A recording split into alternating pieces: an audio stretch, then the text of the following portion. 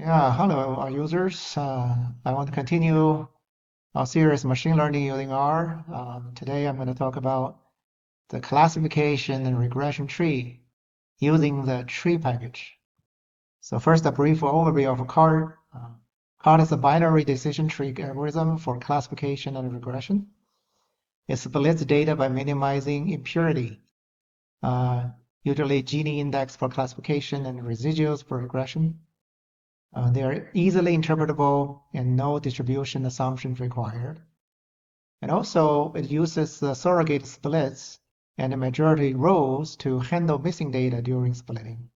Okay, so that's pretty neat. It can handle missing data by itself. Okay? And usually, pruning is needed to prevent overfitting. So it does lead to overfitting issues, and so we can do pruning, cross-validation, to make sure we get the optimal size tree. Okay. So let me show you how to use the tree package to do it. So library tree, set random seed, sample size 100, x1 is continuous random variable, x2 is a uniform random variable, and we create some missing data on x2, and x3 is a categorical variable ABC levels, and we can define the outcome, which is y, and it's a factor. We have this conditional statement if else. So if all this expression is larger than 1.5, it's a yes, otherwise it's a no. Okay. All right. And then put everything together, we get a data set. And we have to use the NA tree replace data to handle the missing data there. Okay. And then to fit the tree, we first need to specify some control parameters. Okay, so here we say control parameter is tree.control parentheses n observation, number of observations. That's the number of rows of the data. Mini cut equal to 5. That means the minimum number of observation that must exist in each of the two daughter nodes. Otherwise, after a split, otherwise we don't make the split. Okay. And minimum size equal to 10. That means the minimum size for any terminal or leaf node. Okay. And the minimum deviance, this is the minimum decrease in deviance, which is a measure of node impurity required for a split to be considered. Okay. So basically, we just want to say if we want to include it, it has to have, reduce impurity to sufficient level. All right. After we set up the control parameters, we can simply use the tree function. So tree y regress dot, meaning regress on all the predictors x1, x2, and x3. Data with data control with the control underscore parameters. And then we can use summary to come out. You can look at the output here. It tells you it fits a regression tree here. And it tells you variable you actually used in tree construction are x2 and x1.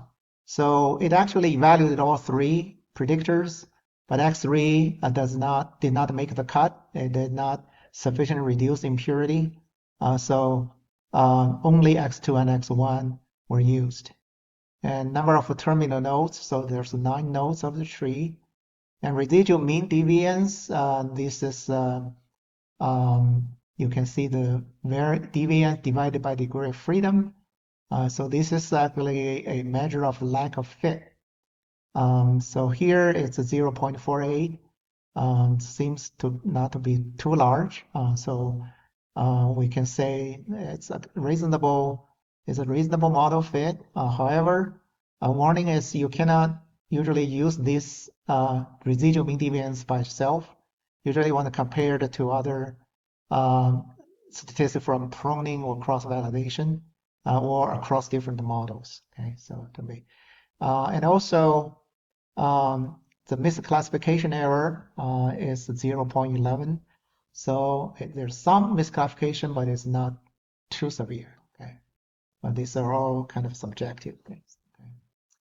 All right, after we fit the tree model, we can plot it out, plot the tree model, and then we add the text. So tree underscore model pretty equal to 0.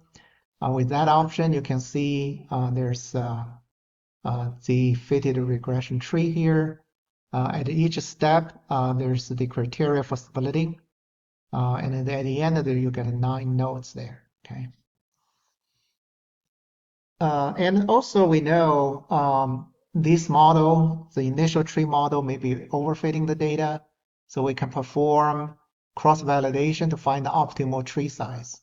So we can use the cv.tree function. So just cv.tree, putting in the tree underscore model, save it to cv result, and then we can plot it out using these options. So you can see this cross-validation for tree pruning. The x-axis is the tree size, and the y-axis is the deviance, or the CV, cross-validated error. You can see it's starting to with I think 1, 2, 3, 4, 5, 6, etc. It reached the lowest level at 3.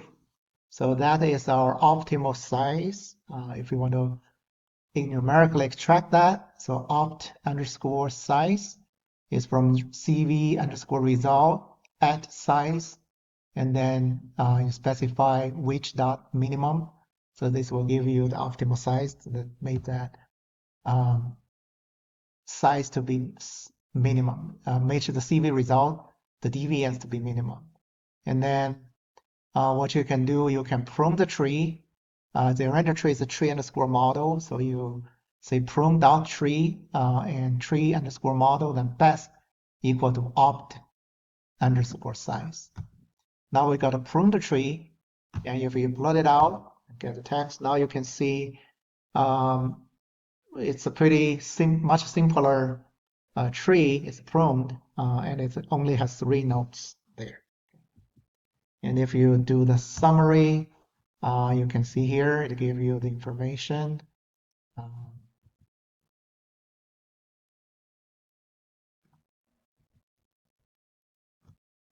Yeah, and if you can see it, yeah, it tells you to snip the tree, how much it cut, it's pruned, and a variable actually used in the construction also x2, x1. Terminal nodes is 3, and now the residual mean deviance is 0.7981, so a little bit larger because the model is simpler. Okay, there's less overfitting. The misclassification error is also increased. Okay, but from cross-validation, we know this model is more trustworthy, would I say. It just has less cross-validated errors and to avoid overfitting. Okay.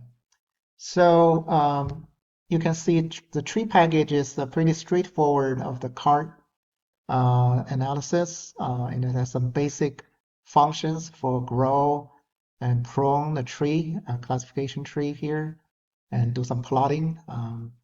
But there are other R packages which can do a more sophisticated card analysis, which will show you in the future. Thank you for watching this video, and please like our video and recommend it to other users, and also subscribe to our learning channel. Thank you very much.